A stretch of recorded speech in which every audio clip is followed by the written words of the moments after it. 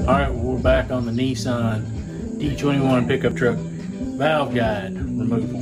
I have managed to come up with a punch and a system for reinstalling the valve guide. So first, let's work on getting the old valve guide out. Got the punch already installed. Big hammer.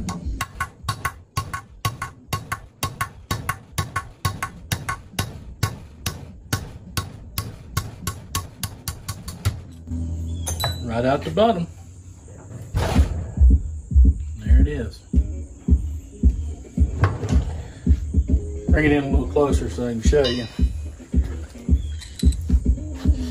Basically what I had to do, find a punch. Oop, there we go. With the body of the punch was smaller than the OD of the guide. And I rummaged around in my punches and stuff till I found one. The inside's not perfect. I would have liked for it to have been a little tighter because I could have used this to probably put the valve guide back down in there.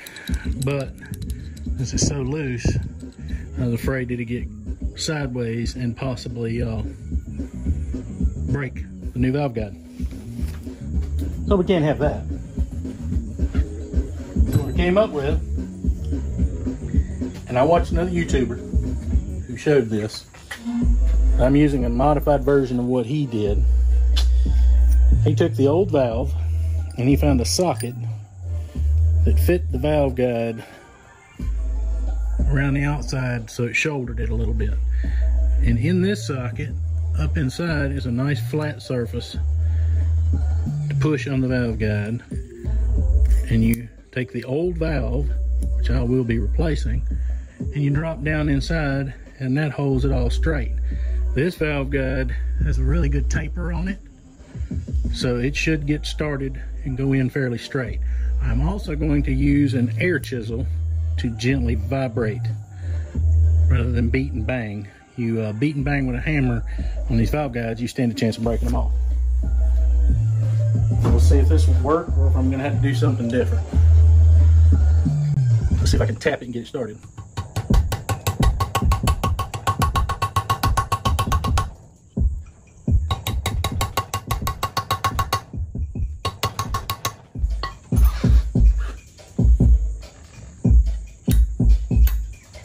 Okay, so far so good.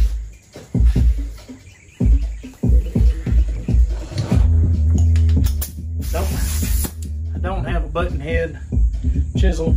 I broke it and I have yet to replace it, but this should be fine. Just gently pressing on it. That will hold, do what I want to do. Tell you what, bring y'all in closer.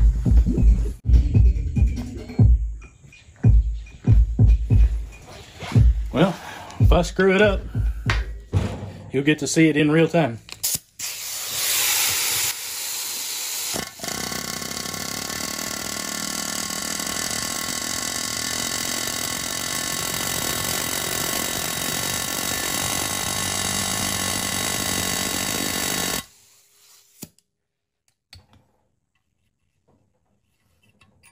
Well, that's not cool.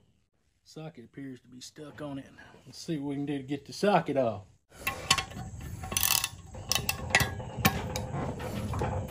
Ooh, that's not good. There it went. Okay, that's not gonna be any big deal. That's fine. Marked it with a Sharpie, but my mark came off.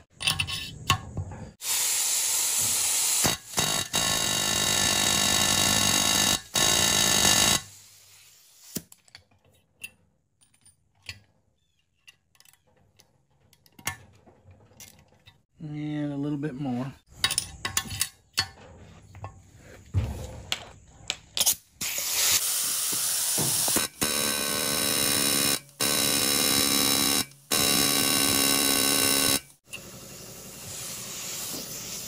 Not wanting to go much further. We're gonna have to figure something else out.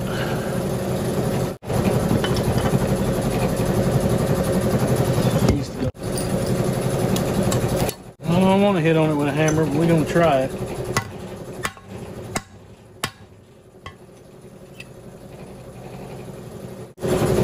Can't tell if it moved it or not.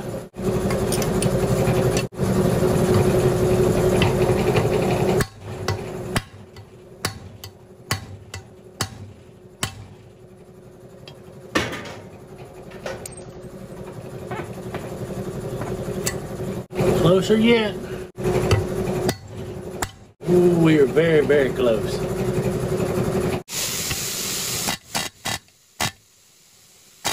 A little bit more yet.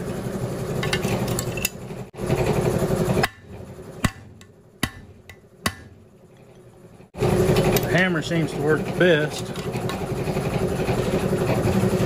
but it also seems to try to bend the valve and get it hung up.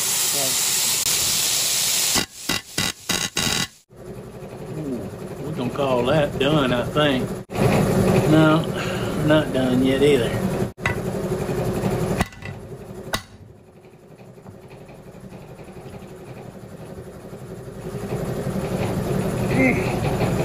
It makes the valve stick. Let me flip it over here and look and see if something's bottomed out. No, it does not appear to be bottomed out.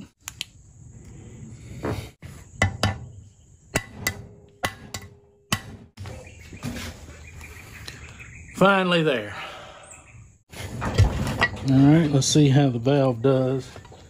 That does with my new valve. Let's make sure it's not tight,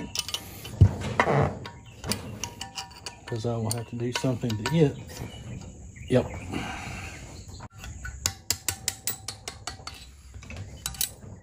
Grinding compound.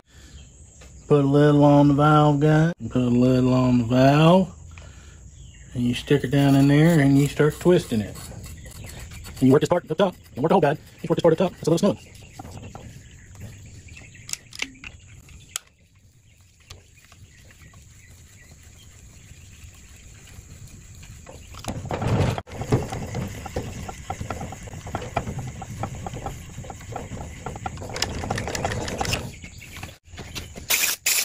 New valve. Where's my lube? The lube on it.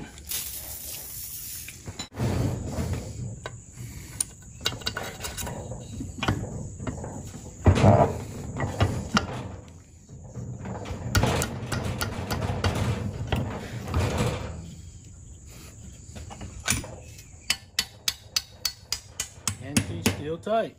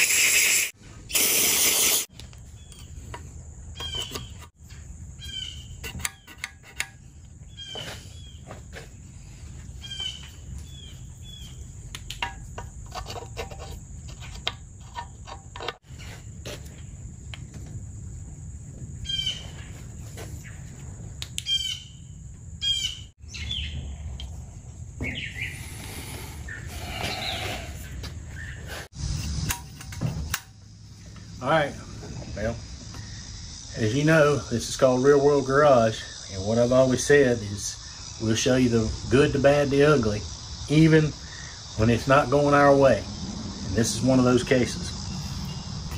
I had a little problem with the valve guide, putting it in. I had a little burr on it, didn't want to work, so I got the valve guide worked out. See, the valve works, no problem. So I got to looking at the valve seat, popped the valve up in there, and I got to looking. looking through the intake port here, I could see daylight. So I'm like, okay, let's seat the valve in. So I grabbed the drill motor, put a little more compound on the face, tried to work it in, started cleaning up around the valve seat, popped it out, cleaned everything up, popped it back in. Still getting daylight. What's going on here? So I pulled the valve out and I compared all the other valve seats. And now that it's cleaned up good and it's got all the carbon off of it, this valve seat is way beyond serviceable limits. Happens. So, got two choices. I went out and I looked on O'Reilly's. You can buy this head, complete assembly. Comes with the camshaft, exhaust rocker assembly, and intake rocker assembly. And that gives you 12, that's 12 rocker arms. Those are $20 a piece if you buy them individually to replace them. Comes with a reman camshaft, and all the valves and everything in the head is all reman and ready to go. From O'Reilly's, it's $435. I've got to call the machine shop and see what it would cost to have a one valve seat put in this head. And I'm going to have to weigh what's my best cost to benefit ratio. I'm not planning on getting rid of the truck, so I may be better off just going ahead and biting a bullet and putting a cylinder head on it. I don't have a lot of money tied up in this truck. Like I said, I'm not planning on getting rid of it, so that may be my best avenue. Well, I got some thinking to do. And while I'm trying to figure out what I'm going to do, why don't I get you guys to go out and watch another video on my channel right now?